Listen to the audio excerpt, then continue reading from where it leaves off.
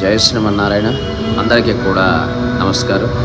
ఈ రోజుటి ప్రేరణాత్మక ఏంటంటే కలియుగ నిజం. కలియుగం గురించి మీకు ఎంత తెలుసు?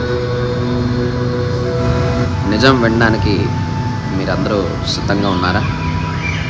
అయితే వినండి. ఇది దేవుళ్ళ కాలం కాదు, మనుషుల తాలూకా పరీక్షల కాలం.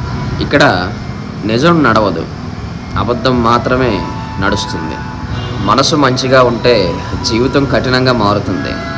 నువ్వు ఎవరికైనా మంచి చేస్తే అది బలహీనంగా మారుతుంది.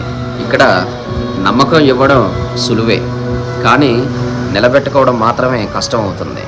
మాటలు తియ్యగా ఉంటాయి, కానీ మనసులో చల్లగా ఉండవు.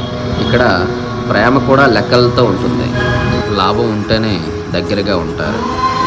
నువ్వు పడే కష్టం ఎవరికి కూడా కనిపించదు, కానీ నువ్వు పడే తప్పు అందరికీ స్పష్టంగా కనిపిస్తుంది. ఇది కలియుగం. ఇక్కడ నీ నీడ కూడా వదిలి వెళ్ళిపోదు. కానీ ఒక విషయం గుర్తుపెట్టుకోండి, మీ యొక్క నిజం ఎప్పుడూ ఓడిపోదు. నువ్వు ఒంటరిగా పోరాడుతున్న దైవం ఎప్పుడు కూడా మిమ్మల్ని చూస్తూనే ఉంటుంది.